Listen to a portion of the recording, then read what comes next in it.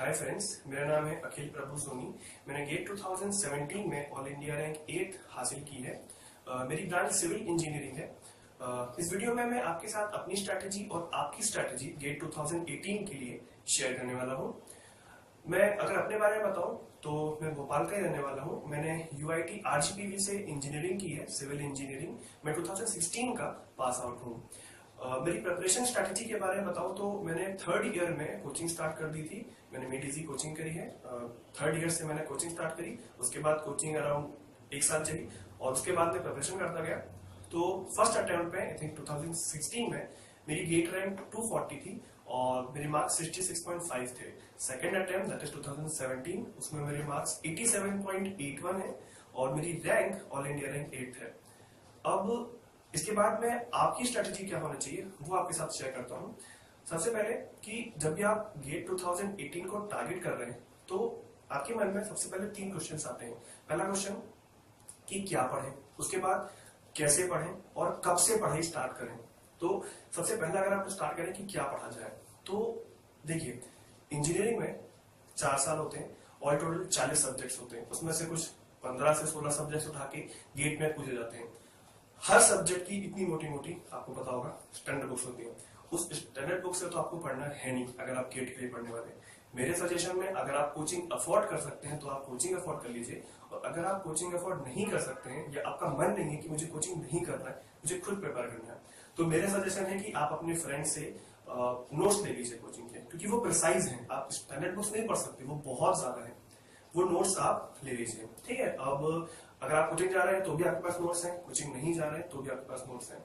तो क्या पढ़े में सबसे पहले यही आता है, नोट्स। नोट्स पढ़ना है आपको, सिर्फ और सिर्फ नोट्स पढ़ना है। किसी भी स्टैंडर्ड बुक को पढ़ने की गलती नहीं करनी, पूरे का पूरा नोट्स ही पढ़ना है।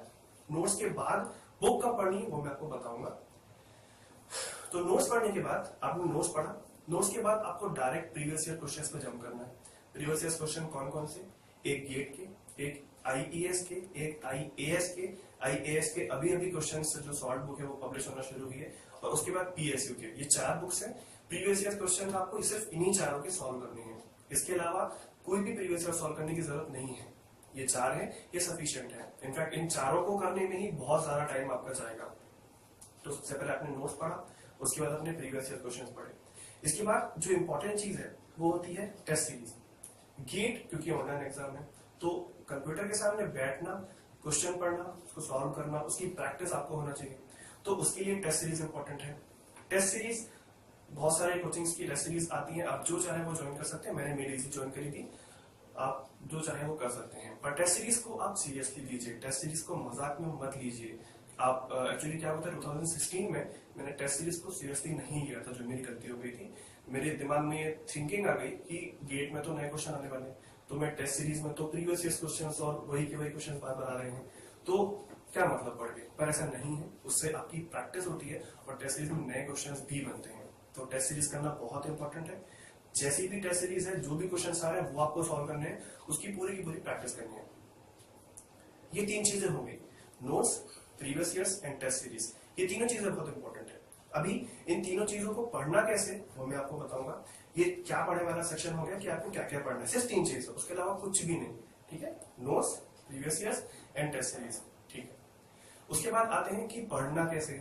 अब सब हो गया, अपन ने कोचिंग कर लिया, अपने पास मटेरियल है, अपने पास टेस्ट सीरीज है, सब अपने पास है। अभी पढ़ना कैसे। पढ़ने के लिए क्या है, आप नोट्स पढ़िए। नोट्स को पढ़ना कैसे, नोट्स का देखिए, गेट जो है ना, गेट अथॉरिटी कभी भी ये चेक नहीं करती कि आप कितना याद कर सकते हैं। गेट हमेशा आपकी इंटेलिजेंस ही चेक करता है कि आप उस सब्जेक्ट के बेसिक को कैसे समझ सकते हैं। उसका एकदम बेसिक जो है ना, उससे गेट के क्वेश्चन होते हैं। अगर आप जब अपने आप प्रिपरेशन करेंगे तो आप ये जान जाएंगे कि बहुत ही बेसिक क्वेश्चन इसमें पूछे जाते हैं, बेसिक कंसेप्ट से क्वेश्चन पूछे जाते हैं। तो नोट्स पढ़िए आप। नोट्स में जो डेरिवेशन पार्ट है वो इंपॉर्टेंट होता है, क्योंकि वो बेसिक से स्टार्ट होता है और फॉर्मूले तक आता है। तो वो जो डेरिवेशन पार्ट है वो आपको आना चाहिए। हर एक का डेरिवेशन आने की जरूरत नहीं है, और जब आप नोट्स पढ़ेंगे तो आपको पहली बार में सारे के सारे डेरिवेशन समझ में नहीं आने वाले। कुछ 10 में से 7-8 आ जाएंगे, 2-3 नहीं आएंगे, उनको आप छोड़ दीजिए, बाद में पढ़िए। और जो 7-8 है उनके डेरिवेशन समझ लीजिए कि कैसे कोई डेरिवेशन, जो फॉर्मूला, पर्टिकुलर फॉर्मूला, वो फॉर्मूला कैसे आया है, ठीक है, नोट्स को ऐसे पढ़ना है। थ्योरी को पढ़ने का सबसे सिंपल तरीका मैंने जो डिस्कवर किया कि उसको आप बार बार पढ़िए, उसको आप 3-4 बार रिवाइज करेंगे तो थ्योरी आपको याद हो जाएगी। और वो थ्योरी भी सिर्फ नोट्स की ही थ्योरी याद करनी है, बुक्स नहीं पढ़नी है। तो नोट्स आप कैसे पढ़ने, जैसे कि मैंने बताया, रिसर्च बेस्ड स्टडी होनी चाहिए, डेरिवेशन वगैरह आपको सब पता होना चाहिए, तो आपके नोट्स कंप्लीट हो गए। ठीक है, नोट्स कंप्लीट होने के बाद आप प्रीवियस ईयर्स पर जंप कीजिए। प्रीवियस ईयर्स पर जंप कैसे करना है, कैसे सॉल्व करना है प्रीवियस ईयर। देखिए, कहते हैं प्रीवियस ईयर 2 से 3 बार सॉल्व करने चाहिए, ठीक है आप कर सकते हैं, पर उससे अच्छा है कि आप उसको एक बार सॉल्व कीजिए और अच्छे से सॉल्व कीजिए। अच्छे से सॉल्व करने का मतलब क्या है, उसका मतलब ये है कि आप क्या कीजिए, आपने नोट्स पढ़ा, नोट्स का एक पर्टिकुलर टॉपिक पढ़ा, उस टॉपिक पे जो प्रीवियस ईयर्स हैं उस पे आपने जंप किया, आपने वो क्वेश्चन सॉल्व किए। जो क्वेश्चन आपसे बन गए कोई बात नहीं, अच्छी बात है, उनको टिक कीजिए। जो आपसे नहीं बने उनको आप छोड़ दीजिए तब के लिए। उसके बाद वो पूरा चैप्टर सॉल्व कर लीजिए। वो पूरा चैप्टर सॉल्व करने के बाद कुछ क्वेश्चन हो जाते नहीं बनेंगे, उनको आप दोबारा अटेम्प्ट कीजिए। अगर दोबारा अटेम्प्ट करने के बाद भी नहीं बन रहे हैं तो दैट मीन्स आपको वो क्वेश्चन का कंसेप्ट नहीं मालूम है, या फिर आपने उस क्वेश्चन का कंसेप्ट जो है वो आपको अच्छे से समझ में नहीं आया है। तो उस क्वेश्चन के कंसेप्ट को दोबारा से नोट्स में देखिए और उस जो कंसेप्ट उसको समझिए और फिर ट्राई कीजिए। तो फिर मोस्ट प्रोबेबली आपसे वो क्वेश्चन बन जाएगा। और अगर नहीं बनेगा तो वो क्वेश्चन छोड़ दीजिए, मार्क कर दीजिए, आप बाद में पढ़िएगा उस क्वेश्चन को, क्योंकि एक बार में पूरा सब्जेक्ट कभी समझ में नहीं आएगा। ये बात आप लिख लीजिए या याद कर लीजिए कि एक बार में सब्जेक्ट पूरा समझ में नहीं आएगा। अगर आ जाए बहुत अच्छी बात है, मैं आपको अप्रिशिएट करता हूँ। उसके बाद नोट्स हो गए, प्रीवियस ईयर्स हो गए, ठीक है। प्रीवियस ईयर्स हाँ, बुक्स की जो स्टैंडर्ड बुक्स होती है वो कब पढ़नी है। देखिए, आपने नोट्स पढ़े, आपने प्रीवियस ईयर्स क्वेश्चंस पढ़े। प्रीवियस ईयर्स क्वेश्चन में कुछ क्वेश्चन ऐसे होंगे जो ज्यादा पूछे गए हैं पर नोट्स में नहीं है वो, ठीक है, क्योंकि वो इतने ज्यादा नहीं पूछे जाते हैं कि उनको नोट में इंक्लूड किया जाए। तो उसके लिए क्या कीजिए, वो जो टॉपिक है उसका आप मार्क कर लीजिए, या फिर वो टॉपिक की एक अलग से पेज बना लीजिए, उसमें आप इस टॉपिक्स के नाम लिख लीजिए। वो टॉपिक आपको अभी नहीं पढ़ने हैं, वो आपको स्टैंडर्ड बुक से ही पढ़ने पड़ेंगे, पर वो अभी नहीं, वो बाद में, जब आपकी पूरी प्रिपरेशन खत्म हो चुकी होगी। ये आपका स्टैंडर्ड बुक कैसे पढ़ना है वो हो गया। तो नोट्स पढ़ लिया अपन ने, नोट्स के बाद अपन ने प्रीवियस ईयर सॉल्व कर लिया। प्रीवियस ईयर सॉल्व करने के बाद अपन ने टेस्ट सीरीज आते हैं टेस्ट सीरीज पर। टेस्ट सीरीज सॉल्व कैसे करनी है, टेस्ट सीरीज सॉल्व करने का भी सेम वही प्रोसीजर है। आप नोट्स को रिवाइज कीजिए, प्रीवियस ईयर्स आप कर चुके हैं, टेस्ट सीरीज पे जंप कीजिए, टेस्ट सीरीज सॉल्व कीजिए। जो क्वेश्चन आपसे बन रहा है अच्छी बात है, जो नहीं बन रहा है उसको टेस्ट सीरीज खत्म होने के बाद दोबारा ट्राई कीजिए। और अगर आपको वो कंसेप्ट अभी भी समझ में नहीं आ रहा है तो फिर से नोट्स देखिए, और फिर भी नहीं आ रहा है तो उसका सोल्यूशन देख लीजिए। सबसे बड़े तरीका ये है, सोल्यूशन देख लीजिए, उसमें जो कंसेप्ट क्या कंसेप्ट लगाया है उसको समझिए।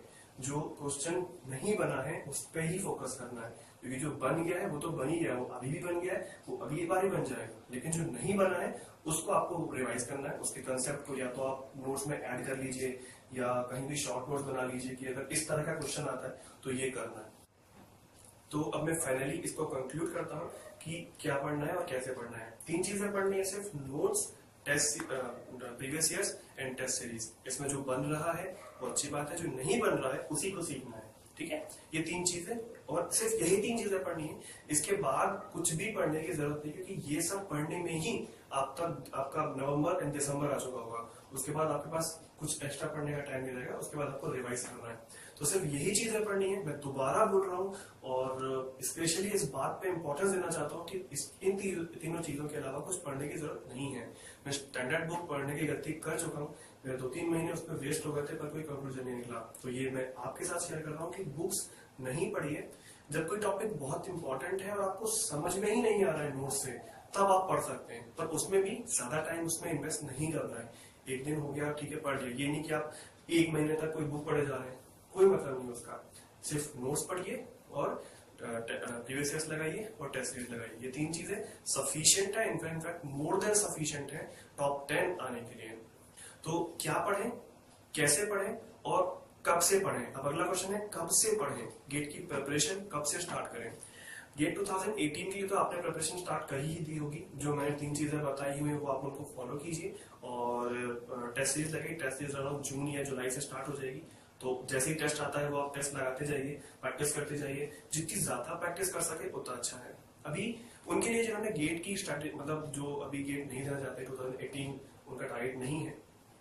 जैसे कि मैं अब मैं ईयर वाइज कवर करूंगा। सबसे पहले फर्स्ट ईयर फर्स्ट ईयर के लिए अगर आप सोच रहे हैं अभी से कि मैं गेट के लिए टारगेट करूंगा, तो आई अप्रिशिएट दैट, ये बहुत ही अच्छी बात है। पर मैं आपको सजेशन देना चाहूंगा कि अभी तो जेई क्लियर करके आपने कॉलेज में एडमिशन लिया है, एक साल मजे कीजिए आराम से। कोई गेट के लिए अभी से पढ़ने की जरूरत नहीं है, मजे कीजिए। इनफैक्ट सेकेंड ईयर में जो है उनके लिए मैं बता दूं कि अभी से इतना टेंशन लेने की जरूरत नहीं है। अभी आप चिल कीजिए, कॉलेज लाइफ को भी एंजॉय कीजिए। कुछ एक सजेशन ये कि जब आप कॉलेज में हो तो आप इनफैक्ट सेकेंड ईयर जब आप आ जाते हैं तो सेकेंड ईयर से कोर टेक्निकल सब्जेक्ट स्टार्ट हो जाते हैं जो आपकी ब्रांच है, ठीक है। तो आप क्या कीजिए, गेट का सिलेबस, और अगर आईएएस आपका टारगेट है तो इसका सिलेबस एक बार देख लीजिए। उस सिलेबस में जो जो सब्जेक्ट्स हैं उन सब्जेक्ट्स को कॉलेज टाइम पर ही अच्छा कर लीजिए, बहुत ही अच्छा जितना आप कर सकें। स्टैंडर्ड बुक्स अगर आप पढ़ सके तो पढ़ लीजिए, क्योंकि कॉलेज टाइम पर आपके पास टाइम होता है स्टैंडर्ड बुक्स पढ़ने का। 6 महीने के सेमेस्टर में आपको सिर्फ 4 सब्जेक्ट्स या 5 सब्जेक्ट्स पढ़ने होते हैं, तो उस टाइम पे आप स्टैंडर्ड बुक्स पढ़ सकते हैं। और जो सब्जेक्ट्स इंपॉर्टेंट है उनको स्टैंडर्ड बुक से आप पढ़ लीजिए कॉलेज के टाइम पर, तो आपका वो सब्जेक्ट का जो बेसिक है ना वो बहुत ही अच्छा हो जाएगा, जिसका फायदा डेफिनेटली आपको गेट में मिलेगा।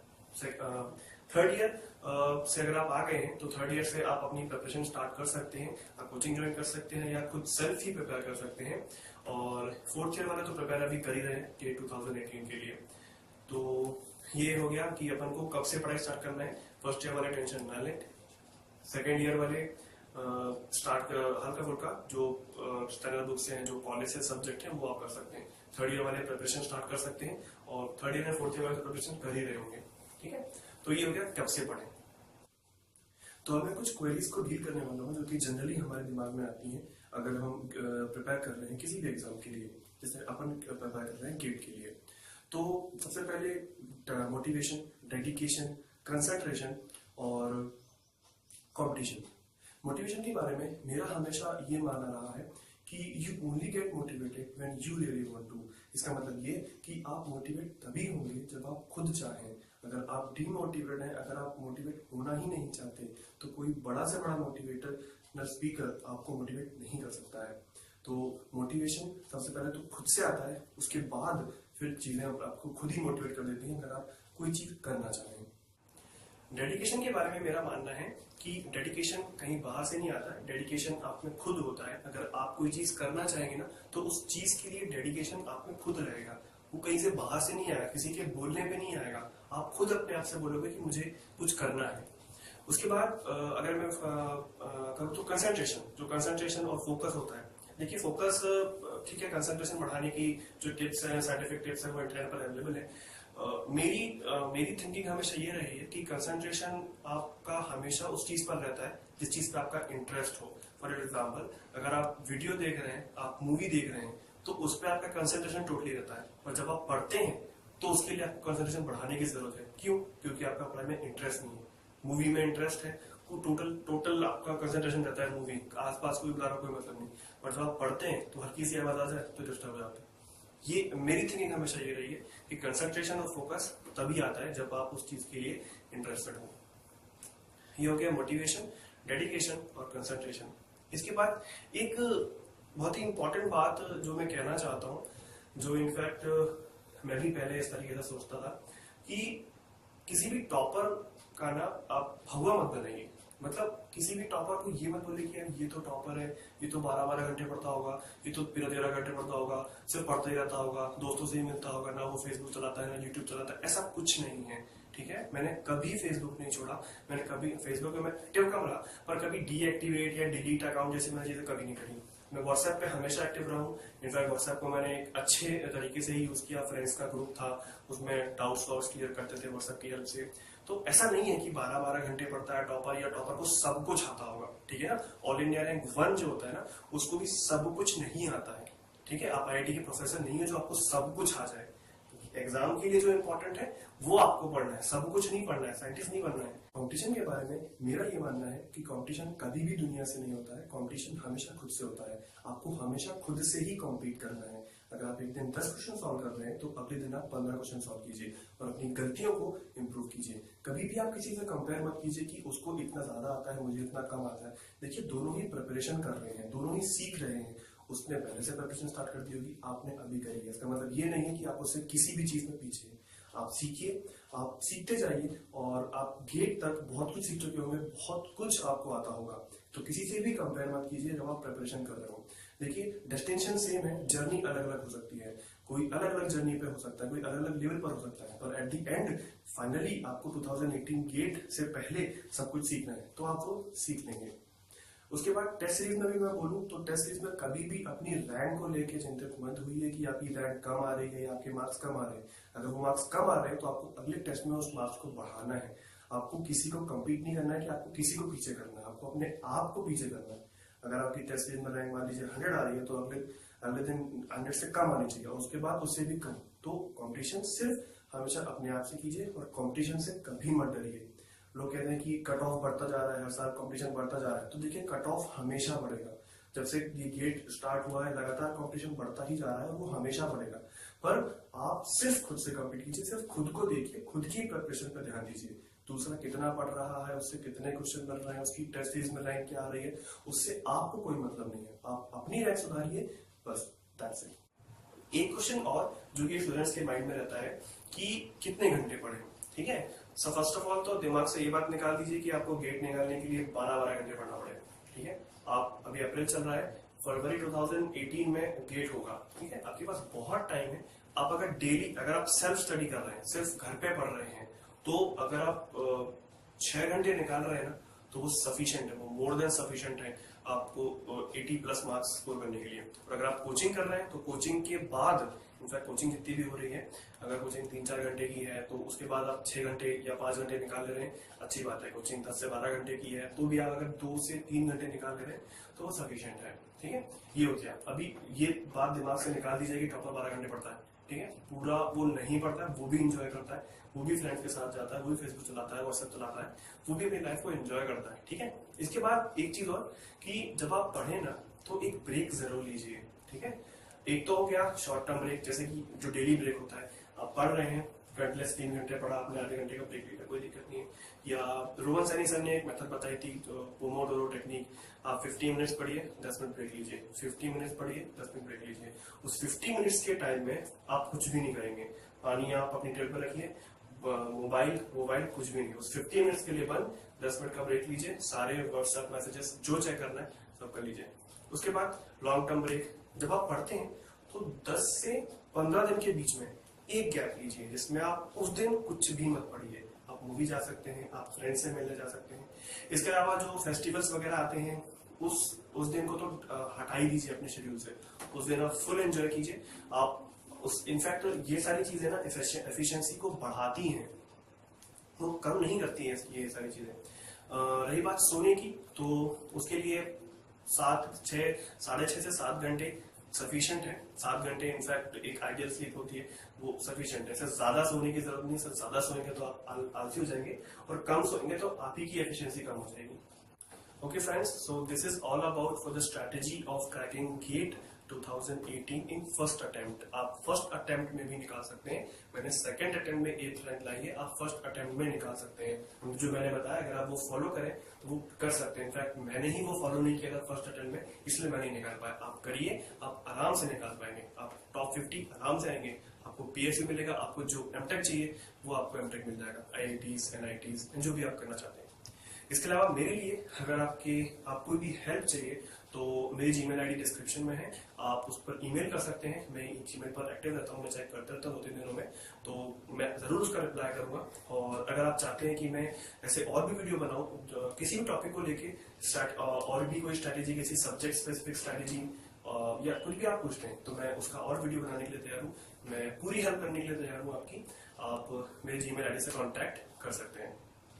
सो friends, all the best for GATE 2018। जाते जाते मैं एक बात और कहना चाहूंगा, 3 इडियट्स मेरी फेवरेट मूवी है, इनफैक्ट सभी की फेवरेट मूवी होगी। उसमें रणछोड़ दास ने कहा है कि कामयाब होने के लिए नहीं, काबिल होने के लिए पढ़ो। इस चीज को मैंने फॉलो किया है और मैं चाहता हूं कि आप भी फॉलो करें। Thank you friends.